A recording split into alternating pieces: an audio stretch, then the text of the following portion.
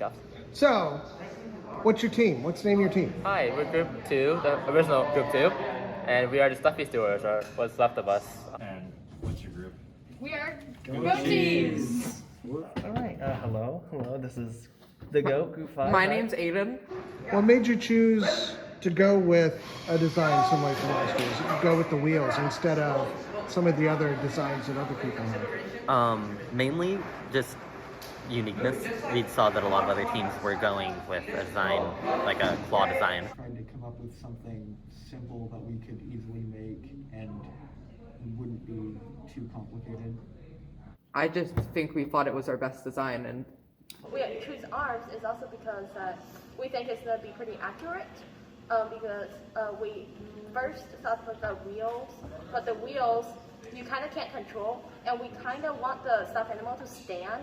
With wheels, you kind of can't do that because they just spit out, I guess, like in a fast speed. I guess it's just easier it makes it really easy for like the driver to be like, hey, I'm gonna drive up to the stuffy and pick it up. What changed after you prototyped and you realized you had to do something differently? And then our first wave of our first wave of prototyping, we very soon found out we probably want 2 rows instead of 1. The original prototypes had 1 set of these small wheels. Right. And so our prototyping let us figure out, okay, probably need that second row, bigger wheels in the back, all of that kind of a thing, A big change was we took away a polycarbonate that usually holds the arms. That's because we thought it's going to hold well because it's polycarbonate, it's pretty thick. But actually in this situation, the motor gives too much pressure onto the arms.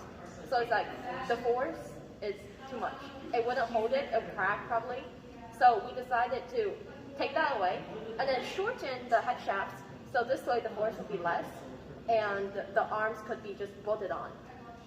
We haven't changed a lot from our first prototype, just the smaller things like the grip and maybe a little programming. Like we didn't have a long enough electrical wire, so I just like zip tied a really long one.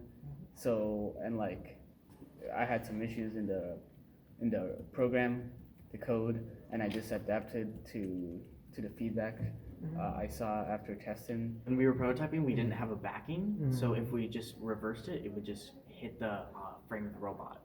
So that's when we decided to add the backing. Yeah. What do you mean, like this backing right here? Yeah, the polymer. Well, is there anything else you would want to change if you had, let's say you had another one?